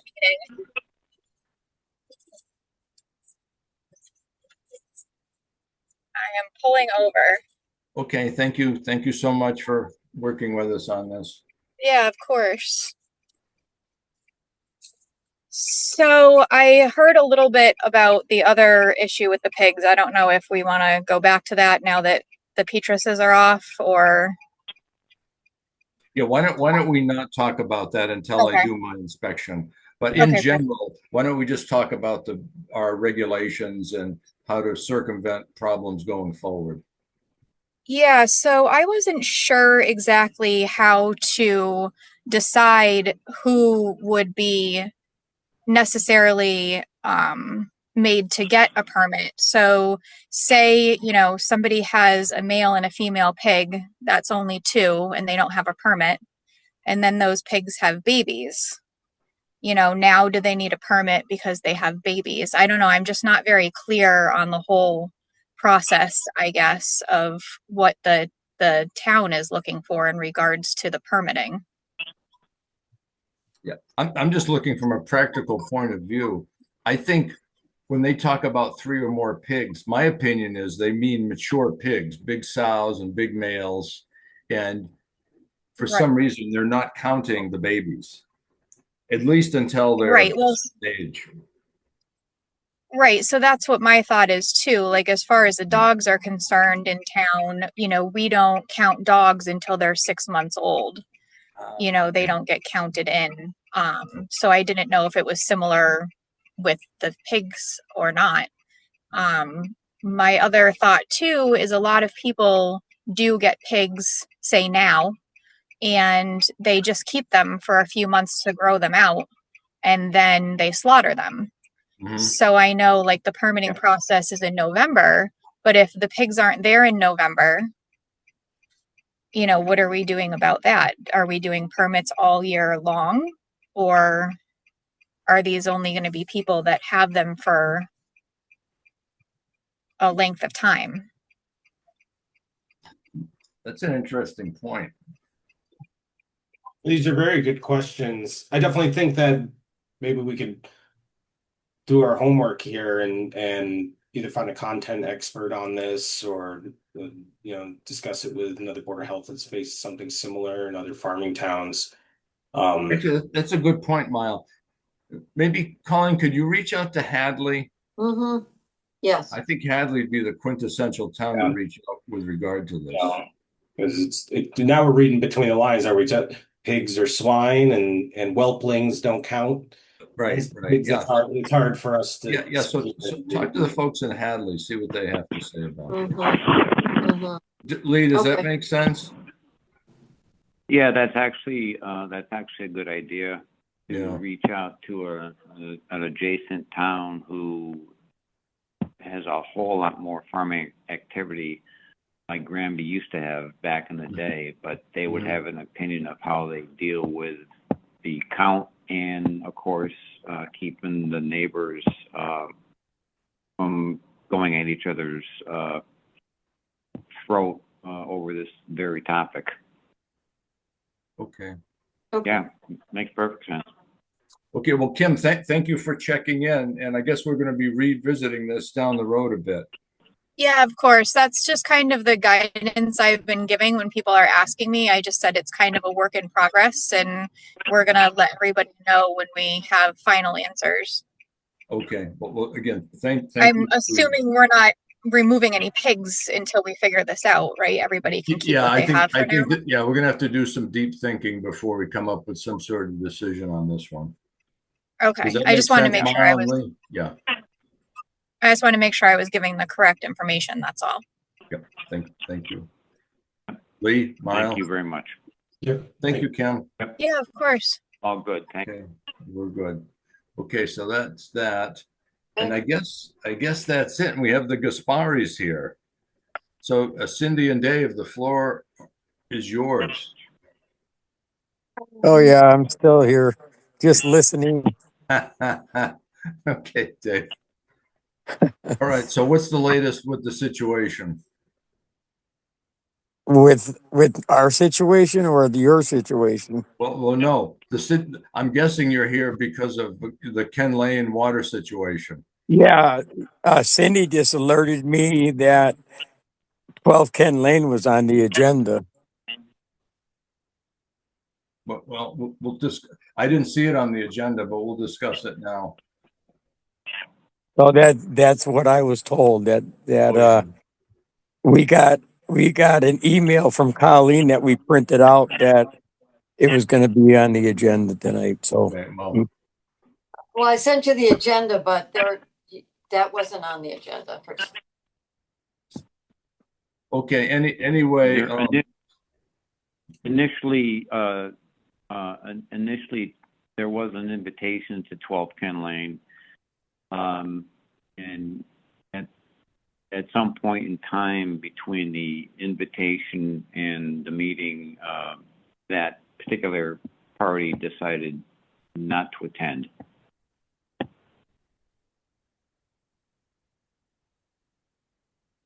oh, I see. So, Yes. so Cindy, Dave, and Diane were all supposed to be here. yeah, I guess and I guess Diane's not attending the meeting. Okay. Well, actually, let's just talk a little bit about the technical, because we have our hydraulics expert here, Mile. Now, you're a hydraulics expert. Now, here's my understanding. And again, this is through the grapevine. Apparently, the town or a town agent installed a polyethylene pipe to run between Diane's house and the catch basin down the street. Is that correct, Dave? Yeah. Yep. Okay. All right. Now, I understand there was something to do with the pipe, and I think Mr. Nugent used a internal barbed connection rather than over the top Fernco connection. Does that sound right? I don't know. I don't know what he did. All we know is Dick Bombardier said that Kevin Nugent was going to come and try to blow the pipe out. That's all we were told. Okay, all right. Because this is why I'm peppering Mile, because I think Mile, I think it was 1.5 or 1.25 polyethylene pipe, and if you use the internal barbed connection, it's like putting an orifice in it, so you get a lot of head loss. So my thought is take that out, do an over the top Fernco, essentially making the pipe continuous, and you don't get that head drop across that orifice. So I think that's a real simple thing to at least look at. So I was going to possibly talk to Dave DeRocher to see if Dave DeRocher can help us out.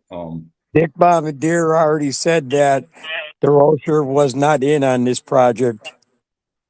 So that means we'd have to get a hold of I know Mr. Dick is no longer on the Board of Health, but I discussed it a couple of times with Dick, and Dick said that DeRocher was dead set against any moving forward, especially attaching us into the pipe. My main concern right now is what's going on. Her pipe is in the road. What's going to happen in the winter months? Well, the question is, why isn't that pipe draining in the catch basin now that it's 90 degrees? I'm sure this is what I don't understand. I'm not an expert, but we had our cellar basically waterproofed like Diane has, except I think ours is a much, much, much better system. We had it done by Mr. Home.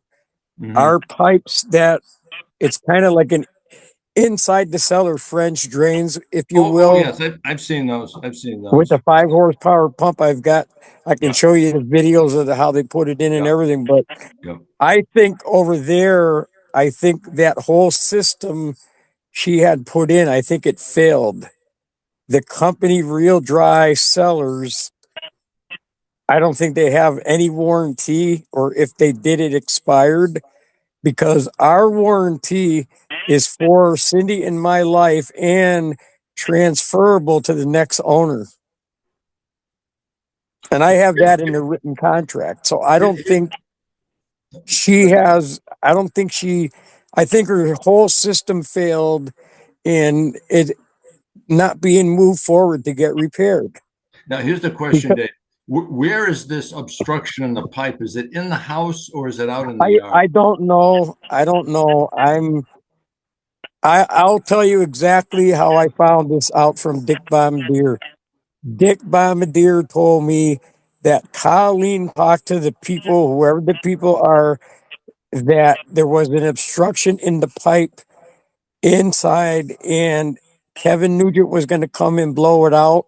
That was about 5 weeks ago.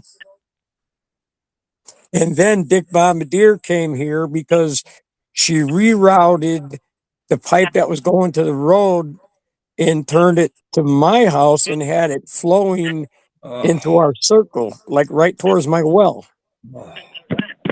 So Dick Bombardier got into a big argument with Diane. He was there for a couple hours and she finally put the pipe back in the road. Now she moved the pipe out of the road in facing east on her property because the Bailey's driveway was getting all eroded. That was concrete from all the water. Well, I know they put a new driveway and a concrete They driveway. did. Stewart did all that work himself except pour the concrete. Mm-hmm. And they on the bottom of the driveway now it looks like it's going to be like a hill, so nothing can wash in the driveway. All right. Well, listen. Lee, Somebody go ahead, somebody has to get something going that she really needs to do that repair. I mean, in getting back with like the septic system, the 2-year limit is going to be already in November. Sean Gonfalk and I had a long discussion 2 years ago, and he said, David, the state law is the homeowner has 2 years to either repair or replace the system. That's why she was allowed to go back into her property. My concern is not really so much with that pipe in the road. My concern is when is she going to be moving forward into now it's going on the better part of a year and a half. That septic system is completely done. That's what the words I was given to by the Board of Health.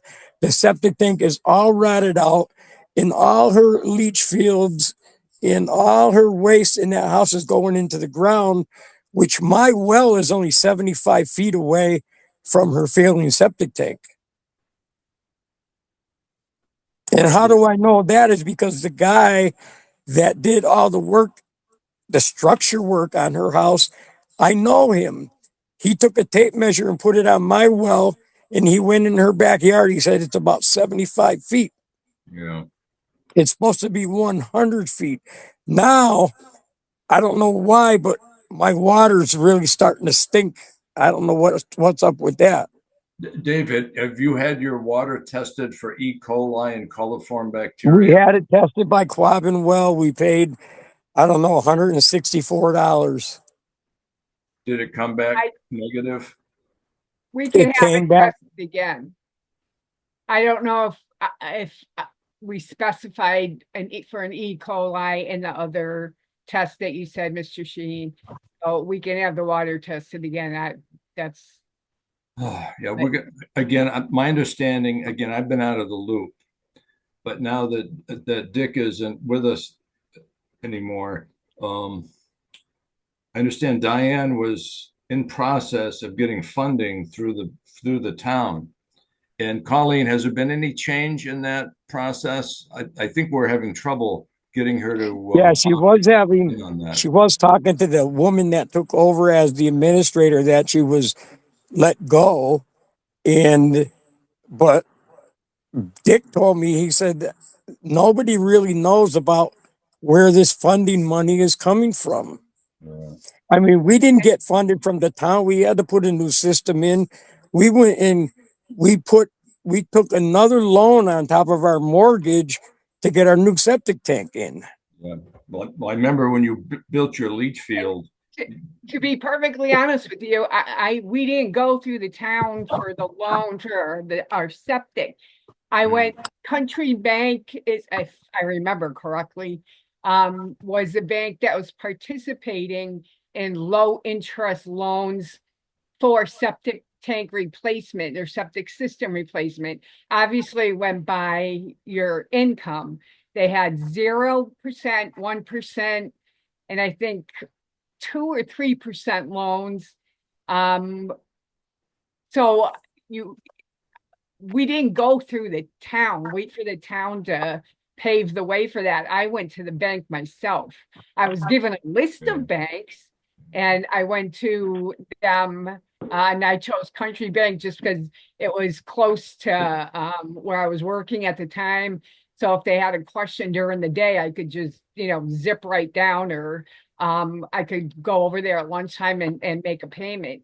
But I never went through the town. I did that. So it can be done personally on Yeah, your. and the only other thing I can really add to this is not, I'm not quoting on what anything Lee said tonight, but he did say we can't do something for one and then the other ones get treated different. And basically, that's what she is. She's being treated different. That has a year and a half right now, and it's not even started. In a year and a half more, that septic tank is leaching in to the groundwaters on on my property, on Bailey's property, on Ed Corden's. I'm very surprised none of them are at any of these meetings, but they're all friends with Diane. So Dave, what do you want this board to do at this time? Well, legally, she has 2 years. So 2 years is, I don't know, when I was discussing it, I think with Dick, he said 2 years was up in November. So legally, Colleen, did Al Weiss do a septic design? He did a septic design for that property. Somebody did Yes. it. She was working with somebody. And the DWCP is going to expire in November, I'd have to check that. or Not or sure something of of the that nature. dates. Something of that. And I nature. did give her I think excuse me, Dave. I did give Diane the information on banks that had the low interest loans for septics, and she was supposed to be, trying to. Of course, there's been nobody in the front office for her to check with, so that's what's been hard on that end.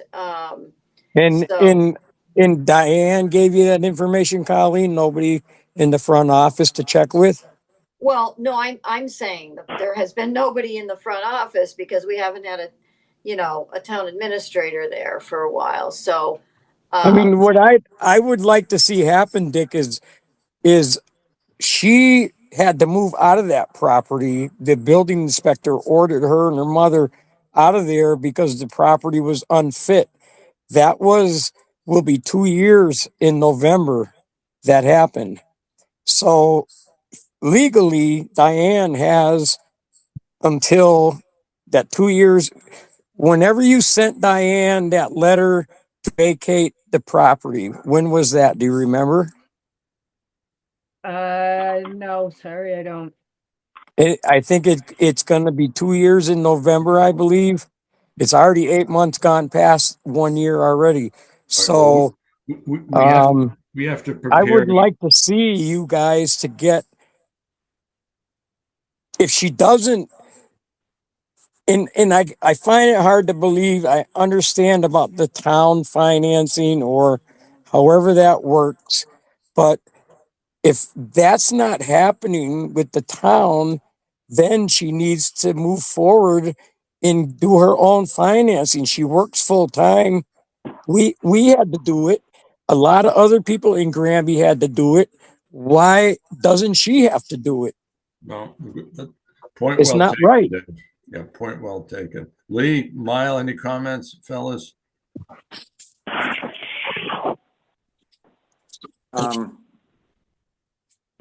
There's no argument. I mean, everyone's been more than patient. Everyone's been trying to help and be cooperative. I think it's time, or past time, to actually get something done.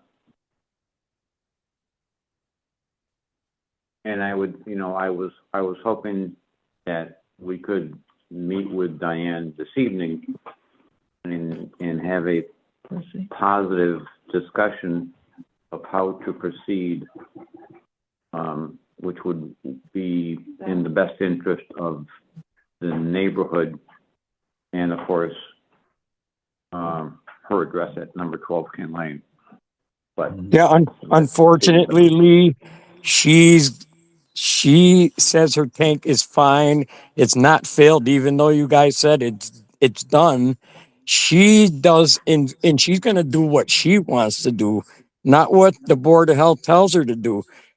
I feel very bad that Mr. Bombardier had to come over her house and argue with Diane for 2 hours. I stood in my driveway filming it, and she was screaming at poor Dick on the top of her lungs.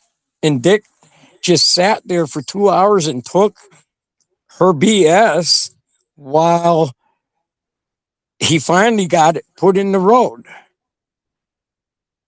And then she had the audacity to take that pipe and put it in the cul-de-sac here facing my house. Because Stuart Bailey was upset because the water was ruining his driveway. That is why Dave DeRoche repaved this street to see if he could route the water more towards the catch basins. But the street is not graded right because the water runs from her house in the middle of the road and then flows down like a triangle, if you will.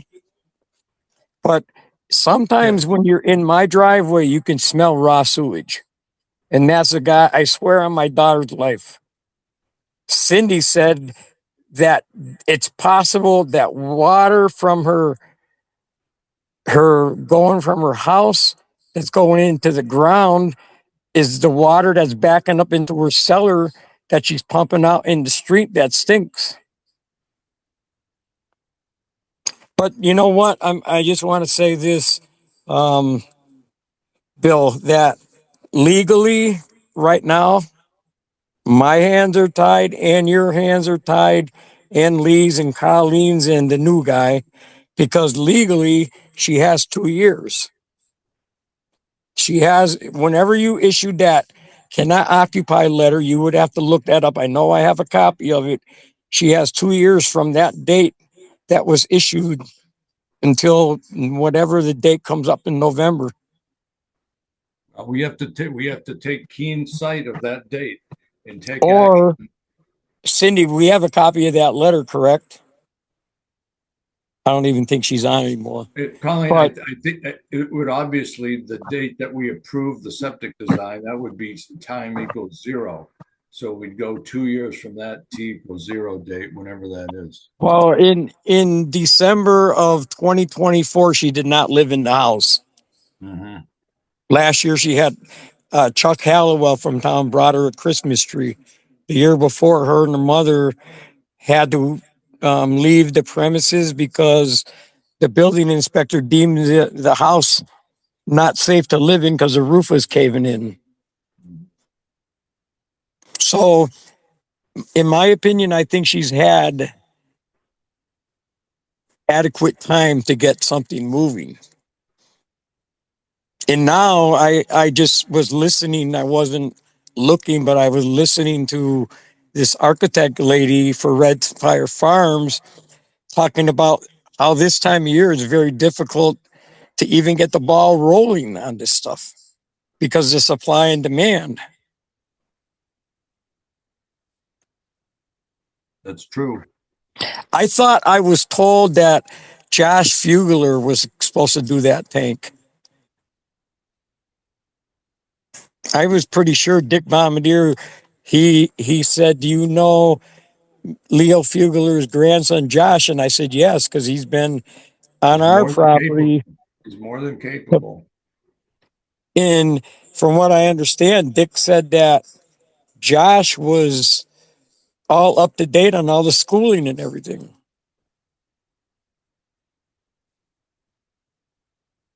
So I don't know, but I would like, maybe you guys can issue her another letter and, find out exactly what's going on and find that letter that when she had to move out and she had 2 years from that date, and you have 2 years from the date you had to move out until whenever that comes up in November. Yeah.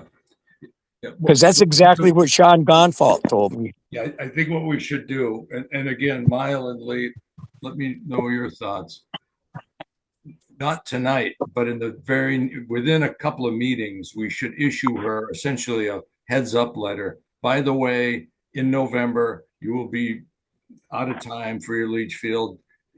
Just give her a fair warning that things have to happen quickly. Yeah, do you want to compel her to attend a meeting in regards to? We actually asked her, and she declined. In writing, we did. In writing, in a letter, we asked that. We can do that. Actually, Colleen, how did you ask her to attend the meeting? Email? No, I called her. Oh, you called her? I called her up and asked her. Hello? And she was not comfortable in a meeting forum. Yeah. Lee, what do you think, sir? I think as part of the groundwork, we should contact Alan Weiss. I believe he was the design engineer. We'll have record of what he saw at the time and what his recommendation is on that system. I believe he didn't think it was adequately treating the waste from that location and recommended a complete install. And that data, along with the time frame and maybe some chatting with her about the fact that she has adequate time and has had adequate time to address this situation, and ignoring it is not going to do any good for herself or the neighborhood. And it should be, we just need to address this and get it at least into the talking phase, and hopefully by the fall or sooner, get it in the ground. I don't know why the residents at 12 Ken Lane isn't addressing the obvious. So it sounds like you should probably come up with a letter that is. I think somebody has two microphones open, so we're getting some phasing feedback now.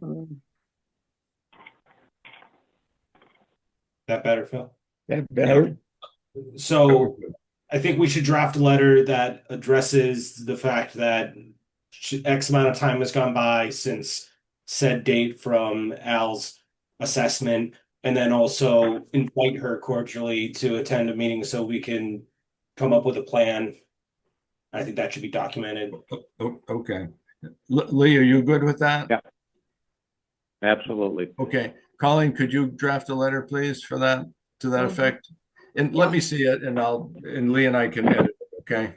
I'll send it to you. Yep. Yeah, send it to Lee and I. Yep. Okay. Thank you. Okay, Dave. So again, thanks for coming in. Sorry you had It's to fine, listen to it for 2 and I hours. apologize that I thought we were on the agenda, but I'm just gonna make one last sentence. You guys need to figure out what you're gonna do if she doesn't comply in the 2-year period. Well, I realize that. I'm gonna have to talk to Brian O'Toole at some point. You're gonna have to tell her, because it's state regulation. She's got 2 years. If you don't proceed to have it fixed in the 2-year limit, you're gonna have to move back in with your daughter. Yeah. She should, in my opinion, that you guys should have never let her move back in, but the law is the law. You have 2 years. And thanks for the time. Thank you, guys. Thank you. Good to see you and Cindy. Thank you so much. Yeah, what's the new guy's name? Mile, like the distance. Nice to meet you, dude. Are you Hawaiian? No. Oh, okay. That's great. That's great. Nice meeting you. See you later, Lee. David, Thank you, take Dave. care. Thank you, Thank you for your Cindy. time. I think Jim's still there. Jim, you still there? I guess not. Okay, I guess, is that it, Colleen?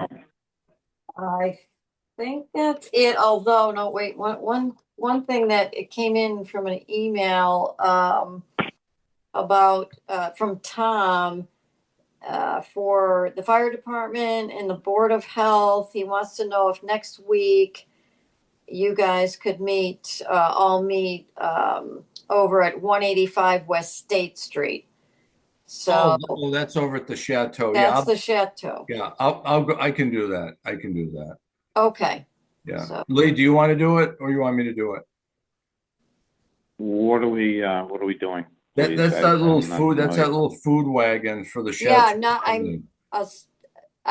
I'm not sure. It didn't really say. All it said was 185 West State Street. So maybe they're talking about the food place. I'm not sure exactly. I'm Well, assuming if maybe. it's the food place, then should Lynn be? Yeah, the maybe lead on Lynn this? should go. I think Lynn should go as our representative. Okay, I'll find out if it's the food, and Yeah. then Good maybe idea, Lynn Lee. can. But Yeah, if it's something different, Colleen, of course, we'll okay.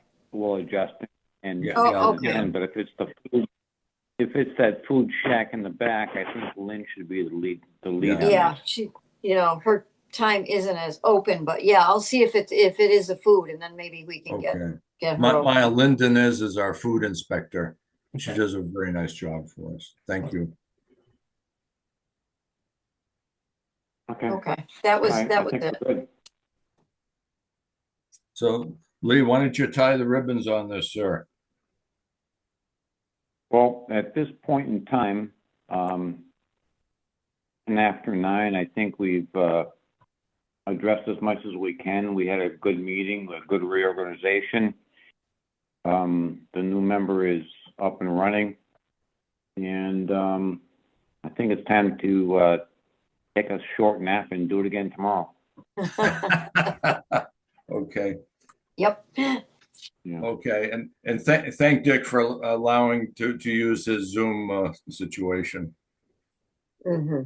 Yes. Yes, absolutely. Yeah. Thank you. Yeah. Yeah, Okay. very Kyle, helpful. welcome aboard. Thank you. It's a pleasure. Thanks for the opportunity, Okay, everyone. folks. Thank To you, the best. everybody. Good evening. Thank you, Okay. folks. Good night. Good night. Yeah. Thank you. Bye. Thank Yeah. you. Yeah. Bye-bye.